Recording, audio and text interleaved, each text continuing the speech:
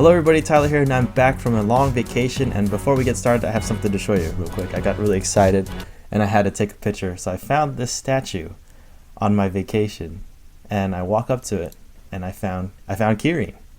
So Kirin is a mythical Chinese chimera of good omen, and if you find one of these it means you're really lucky, and if you have one in your Puzzle and Dragon account, the incarnation of Kirin Sakya, if you have this card you're also really lucky. But I thought that was really cool.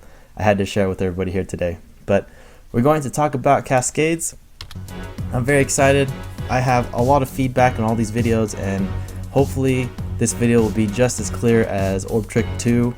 I think it's an improvement.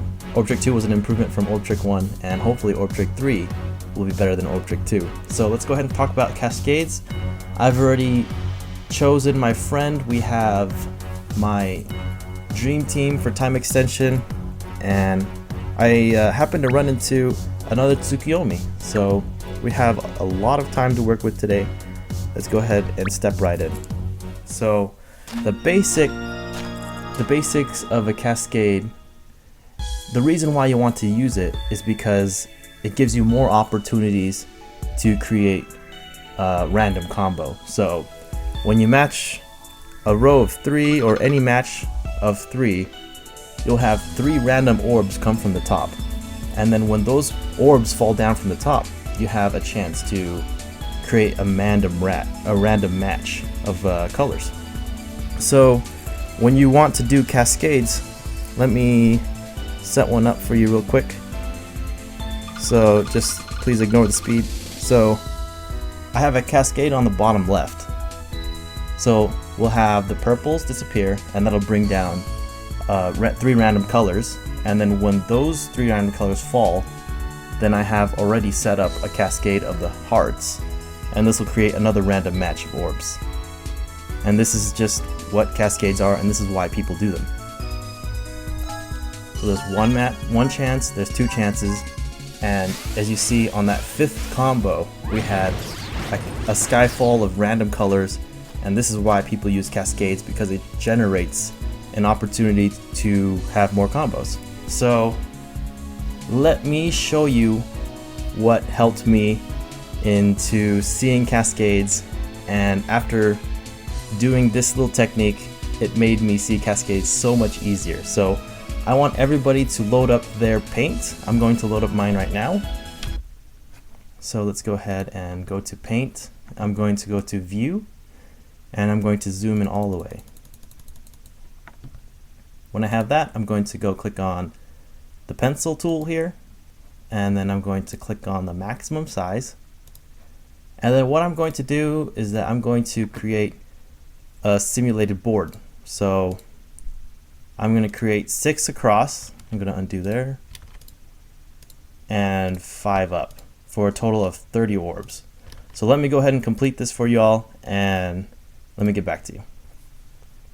We have just created a whole board of gray orbs. Now the next step is to grab this paint tool, and I'm going to click on the red to simulate the fire orb, and I'm going to tell you about 3 different types of cascades, and that's all there are. If there are more, then I think they're just variations on these 3 types. So the first type is type 1. It's the easiest of all cascades. It's one where you have an orb fall down from a vertical match.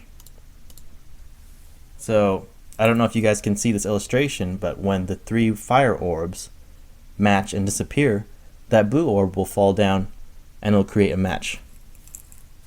So I'm going to put type 1 over here.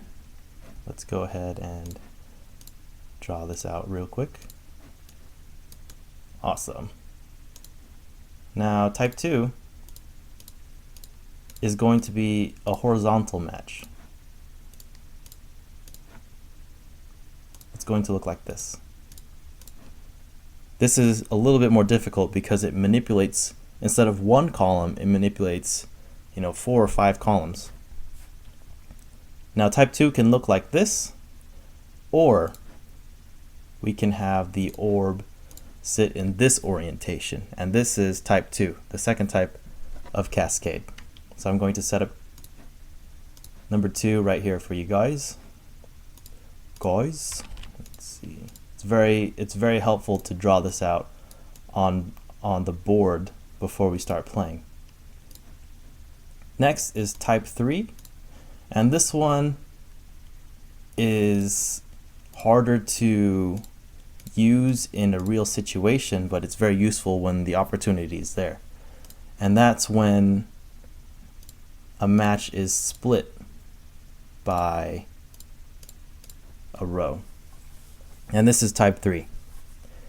And this one is unique because you can spread out the colors. So for example, the red may be in this location, so that means I have to, let's say I take orange here or yellow and make 2 matches before it cascades, that red cascades into it. So that's type 3.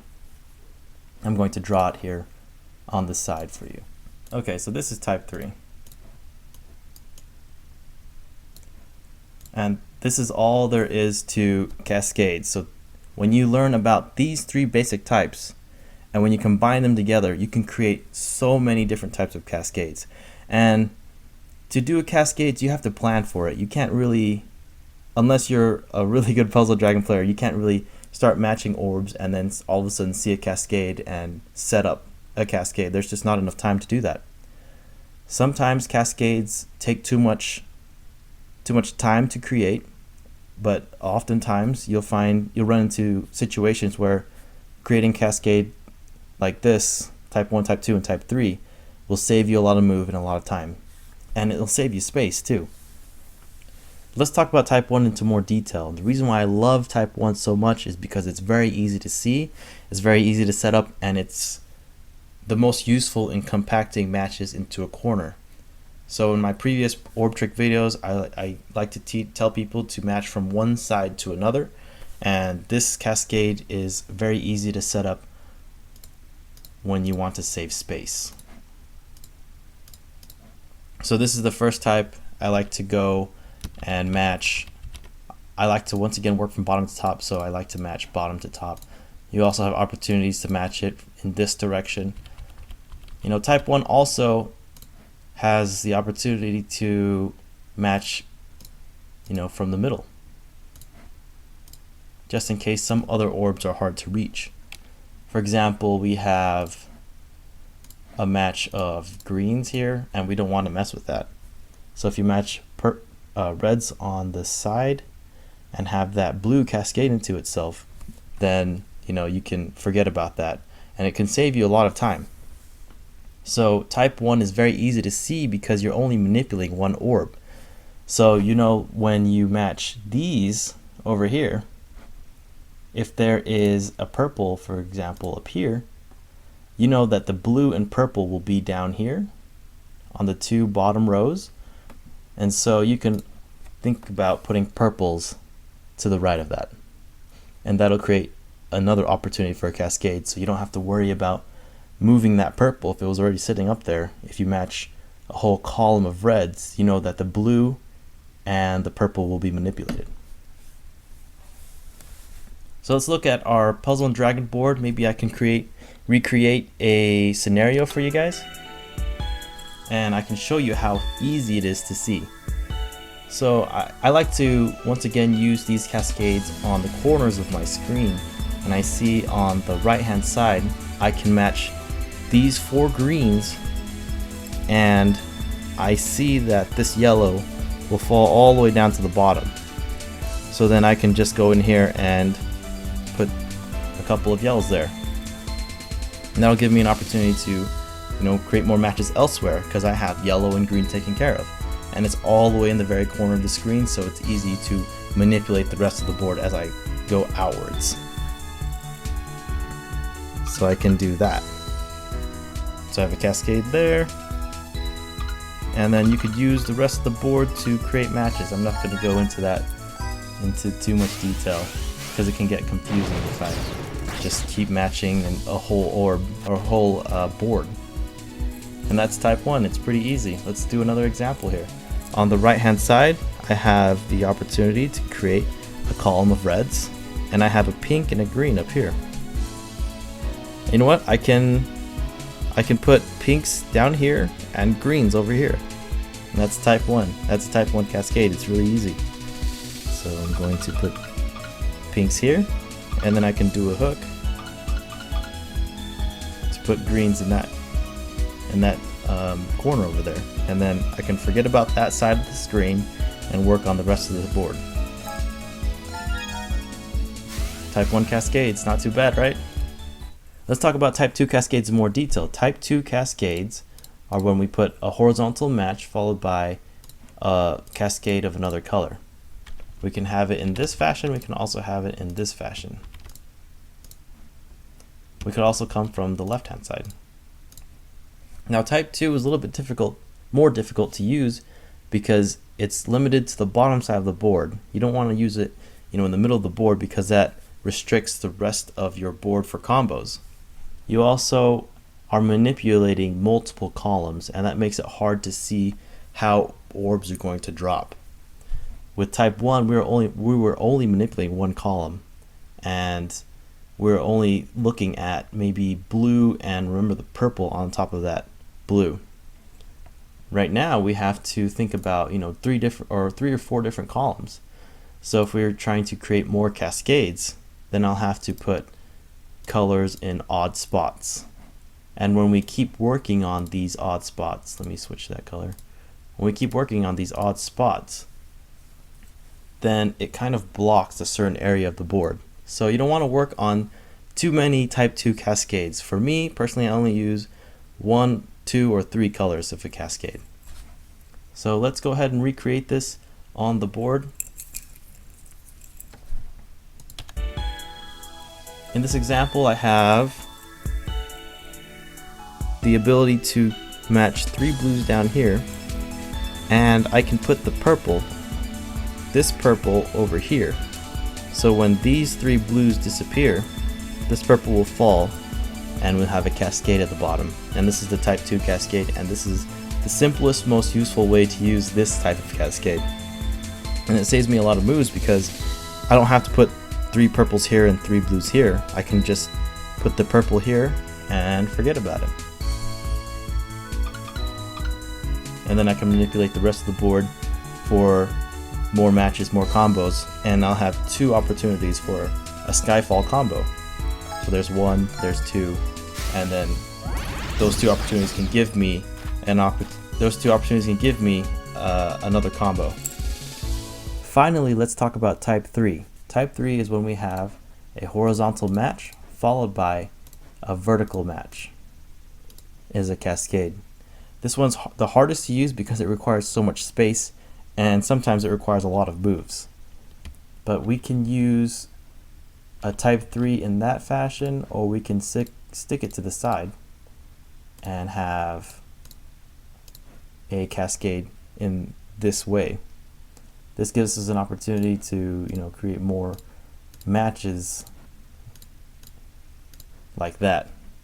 And this is really hard to use. If you guys have this type of match on a board, then send me a screenshot because I think it's really cool to see. This type of cascade can also combo to a unique solve. So when we have 3 reds here, we can also put purples in this corner, and we can mix different types. So let's see, we can get the blue here. It's not practical, but you can have really cool cascades using a type 3 as a combo. But let's go ahead and switch to our board, and I can give you an example of a type 3 cascade. Once again, it's not very practical, but I've seen it done from different videos, and it's really cool to watch. Here I have red and yellow lined up vertically. If I have 3 purples here, then we can have a cool type 3 cascade, and I'll take care of 3 colors.